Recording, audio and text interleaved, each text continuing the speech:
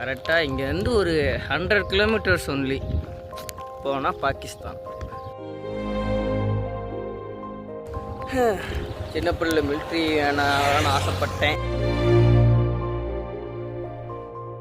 ஆசை மட்டும் தான் பட்டேன், அதுக்கு ஒன்றும் பண்ணல. மிலிட்ரி மேனில் இருந்தாலும் பார்டருக்கு வந்திருக்கும். கடுப்பாக இருந்தாலும் பெருமையாக இருக்குது.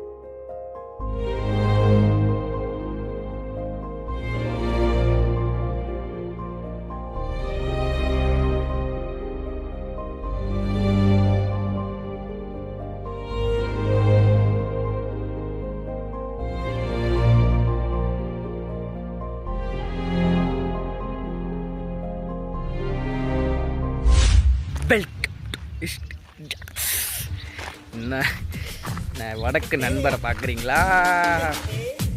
பாய், say hello. Hello, say anything. Hello hello hello. Just welcome to SD. A channel name या? वेट क्या करते? फोन बस போயிட்டாப்ல. कितना देर में? कितना देर में?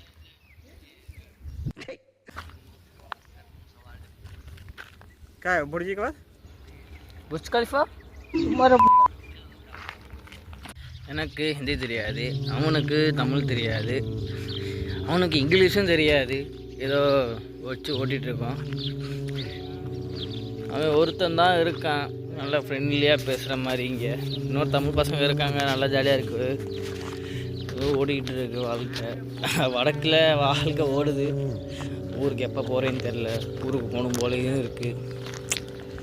இந்த நண்பர் வராப்புல.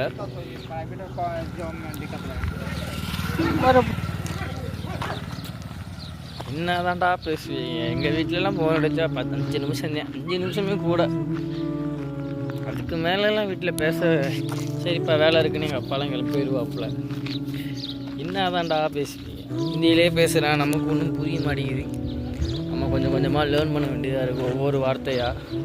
ஆனால் ஒரு வருஷம் வடக்கில் இருந்தால் கற்றுக்கலாம் அப்படின்ற எங்கள் சீனியர்லாம் சொல்கிறாங்க. கற்றுப்போம். வடக்கு வந்துட்டால் வேறு வழி தெரில. ஹிந்தி தெரிஞ்சால் தான் வாழ்க்கை ஓடும், இல்லைனா வாழ்க்கை ஓடாது. இங்கே பல இளைஞர்கள் என்ன மாதிரி தான் வேலைக்காக வெளியூர் வெளிநாடு போயிட்டு மொழி தெரியாமல் கஷ்டப்படுறது. அதுக்கப்புறம் ஒரு வருஷம் கழிச்சு அதே மொழியை கற்றுக்கிட்டு வந்து நல்லா வாழ்கிறது. எல்லாம் கடந்து போகும். நம்ம கிட்ட போக என்ன பண்ணுறோம் பார்ப்போம். இவ்வளோ டிக்கெட்டு கேட்டுட்ருக்கேன் போல், ட்ரெயின் டிக்கெட்டு. ஊருக்கு போகணும் குச்சிட்ருக்கேன். வந்து 1 மாதம் ஆச்சுன்னேன். அவன் ஊருக்கு போகணும் பீகார் போகணுன்னு சொல்லிகிட்டே இருக்கான். டிக்கெட் கிடைக்க மாட்டேங்குதான் பயலுக்கு. ரொம்ப கஷ்டப்படுறான். நல்ல ஜாலியான டைப்பு. அதில் ஒன்று தெரிஞ்சுக்கிட்டேன், நம்ம ஊரில் தான் வடக்காரனை போட்டு அப்படி இப்படி பேசுகிறான். ஆனால் இங்கே நம்மளை தமிழ் மக்கள் யாராவது வந்தாங்கன்னா நல்லா ட்ரீட் பண்ணுறாங்க. நம்ம எல்லாருமே கொஞ்சம் கற்றுக்க வேண்டியது நிறையா இருக்குது. அவங்க ஏதாவது பண்ணால் தான் அவங்கள தான் வம்புக்கணும். சும்மா போகிறவங்க வரவங்க வடக்காரங்க, ஏன்னா அவங்களும் மனுஷங்கனால சும்மா வடக்கு கிழக்கு எதுக்கு மாற்றி கீத்தி பிரித்து பேசிக்கிட்டு. ஏன்னா வடக்கு வந்தால் தான் தெரியும் நம்ம தமிழ் மக்களை எப்படி ட்ரீட் பண்ணுறாங்கன்னா, ஓ தமிழ் காய், okay good, how are you, ஒரு ரெஸ்பெக்ட்ஃபுல்லாக பார்க்குறாங்க. அது நமக்கு பெருமை, எனக்கு பெருமை, தமிழுக்கே பெருமை. ஆனால் நம்ம ஊரில் தான் ஹிந்திக்காரனை வந்து இப்படி இப்படின்றாங்க. நம்ம எல்லாம் அதை மாற்ற வேண்டும். மக்களை எந்த ஊர்லேருந்து வந்தாலும் மக்களை வந்து அன்பாக பார்த்துக்கணும். அவங்க அப்படி இப்படி பண்ணாலும் நம்மளும் பொறுத்து போகணும். ஆனால் அவங்களும் ஒரு மாதிரியாக தான் இருப்பாங்க. ஆனால் நல்லா தான் பேசுகிறாங்க, பேசிகிட்டே இருக்காங்க. சைஸாக பார்க்க அப்படியே கொளிச்சும் துப்பிடுறாங்க. அது ஒன்று தான் எரிச்சலாக இருக்குங்க. இங்கே வந்து சாப்பாடு எரிச்சல். 3 நேரமும் சப்பாத்தி தான். கஷ்டம்தான். நம்ம ஊரில் மாதிரி தக்காளி சட்னி தேங்காய் சட்னி இல்லை. சப்பாத்தி தால் அவ்வளோதான். வேறு எதுவும் வைக்க மாட்டேங்கிறாங்க உள்ள இங்கே. ஆனால் ராஜஸ்தான் வந்து ஒரு ஒட்டகம் பார்த்தேன். இங்கெல்லாம் நாயெலாம் வாழ்கிறது ரொம்ப கஷ்டம். அடிக்கிற வெயிலுக்கு ஆளவே எரிச்சிருது. இப்படி தான் நாய் ஜீவன்லாம் வாழுதல்ல. இப்போ கூட மணி எத்தனை 7:11 7 ஏழைகாலாக போகுது. இன்னும் வெளிச்சமாக இருக்குது. இந்த மாதிரி இந்த நார்த் சைடெல்லாம் பார்த்தா இங்கிட்டு வெளிச்சமாகவே இருக்குது. நம்ம ஊர்லனா இந்நேரம் லைட்டு போட்டுட்டு ஜகன்னு இருக்கும்.